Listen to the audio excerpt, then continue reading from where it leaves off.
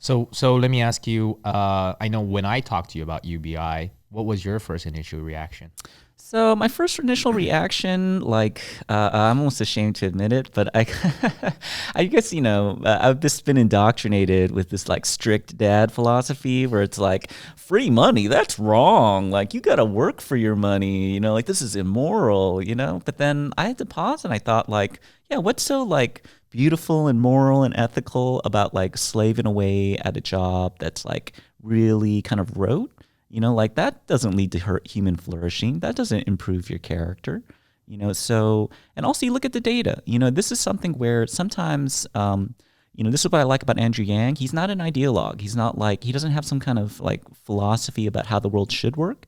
He looks at the data. He's like, hey, look, we all have that strict dad kind of philosophy. But if you look at the data, people who, are given support, they don't use it for like blowing hookers, they use it for, like paying down a debt, or like medical bills, even right now, like the family that Angie Yang is actually supporting $1,000 a month for a year in Iowa.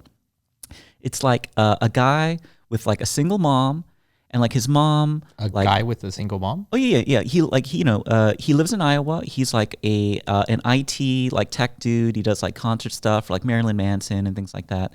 And like, he has this great career I'm sure he's passionate about, but then his mom got diagnosed with like this cancer. And so she can't work and then he has to try to support her. But then, healthcare in this country, it's not free.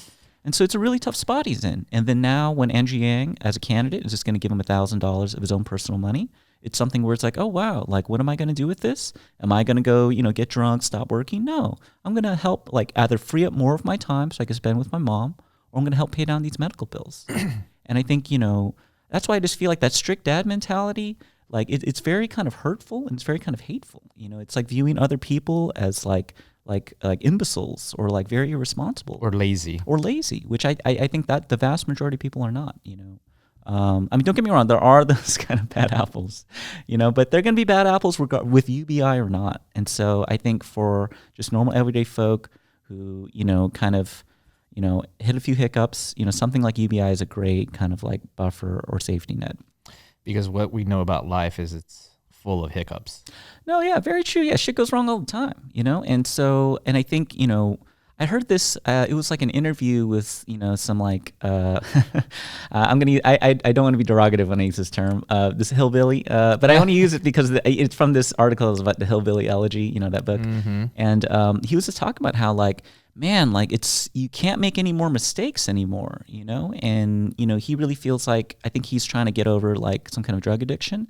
And he realizes how hard it is because once you have like something on your record, companies don't want to hire you. And this country, it doesn't really have a lot of stories about like redemption, and so it's actually really hard to kind of pick yourself back up. And so that's why something like UBI, I think it gives people like a path forward. It gives people like hope rather than just kind of like despair. And so I also think it's much better than the other options that like currently exist, like welfare, for example. Because welfare creates this kind of negative incentive to stop working. Because the moment you start earning more than a certain amount, boom, like you lose that welfare. So we're all self-interested actors, and so we're not going to work.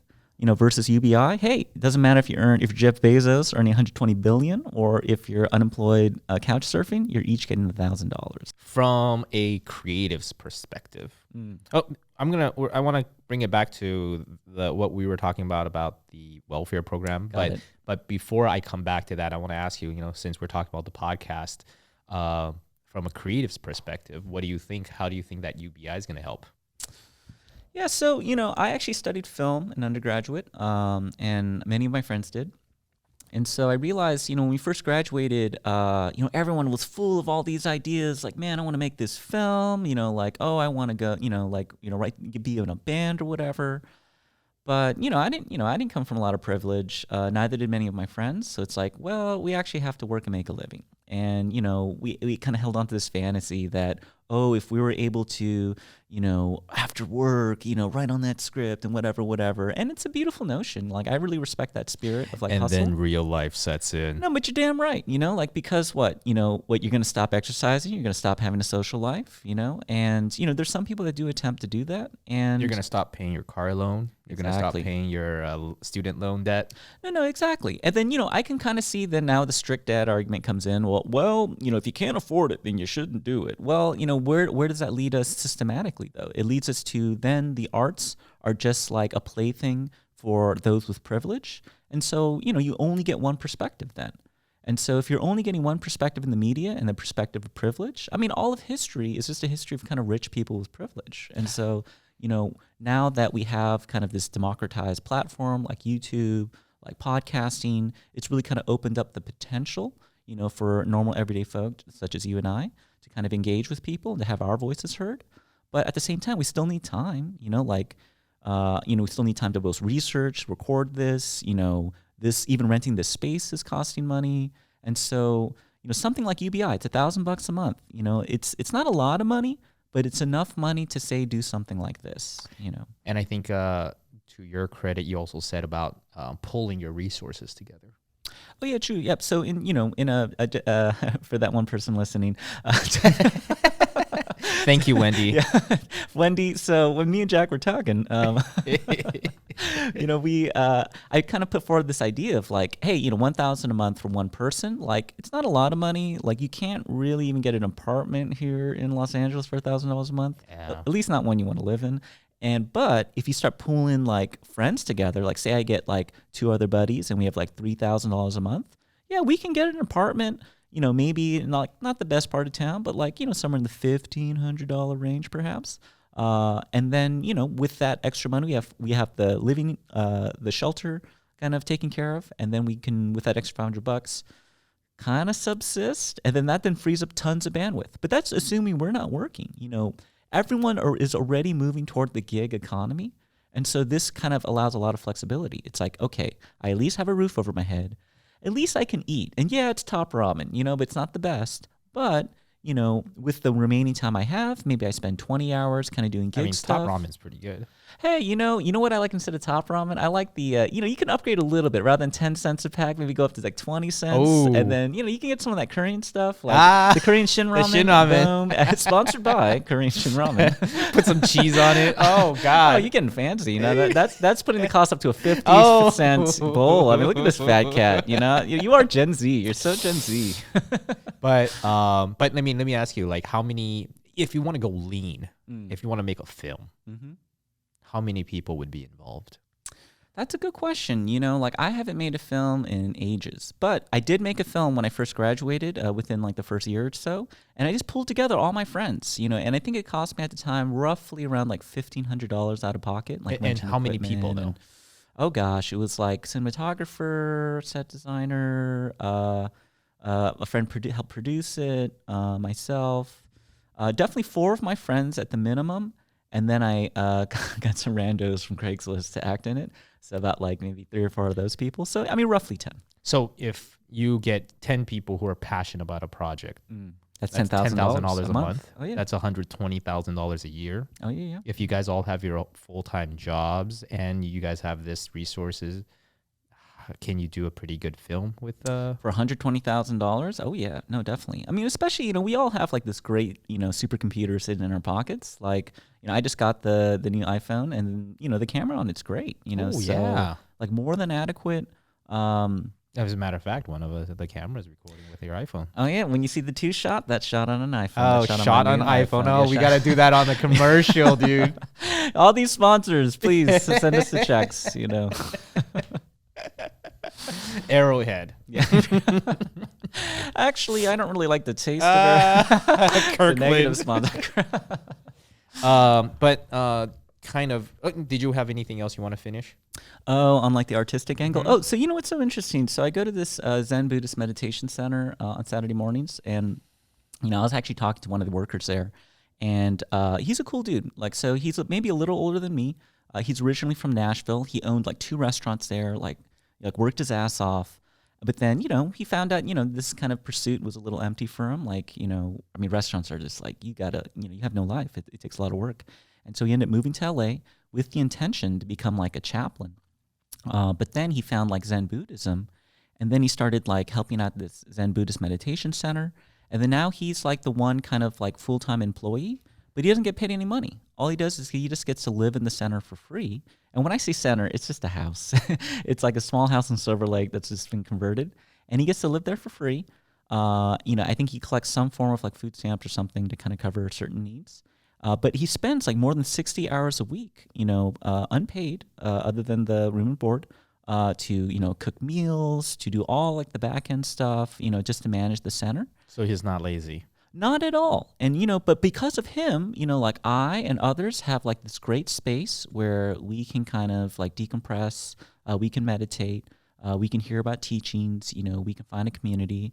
And so he's really doing a service. And this center, no one's getting paid. It's all volunteer based, and all our donations are just helping like just to keep the lights on. But he was sharing today that like, if it's donation based, like, it's hard to kind of forecast financially. And so it's something where like, man, like he's been doing it for 2 years now. And he's like, man, like, he still has anxiety about it. He's like, I don't know how long I'm going to be able to do this, And I think it's something where they brought up this interesting point. Like this donation model originally comes from Japan. That's where Zen Buddhism was from. Japan influenced by China. And so they were saying that there is a kind of cultural tradition in Japan of having like mendicants or like beggars, like who are monks.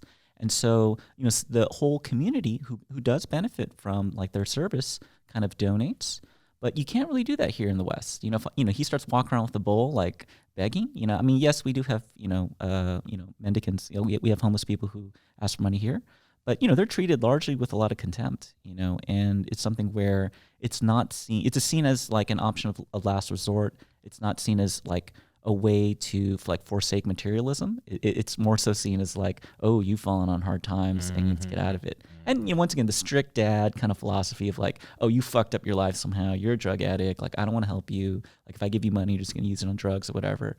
And so, just because that philosophy exists, what options, does someone who, like that guy who runs the meditation center, really have? And that's where something like, and that's why we don't see a lot of things like these meditation centers, because, to ask someone to take that kind of huge financial risk with like zero like security or stability, I mean, that guy's got to be a saint, and that's why I really respect that guy.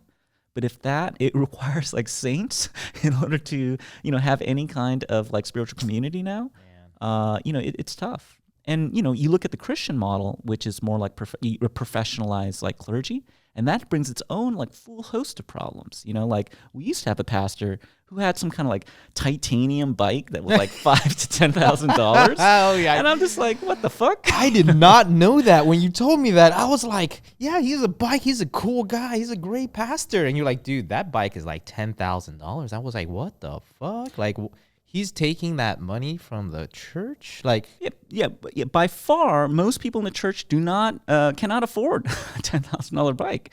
And so it turns into this like monstrosity where like a pastor is seen as like a CEO, because he oversees this organization. And that's a terrible analog, for a pastor.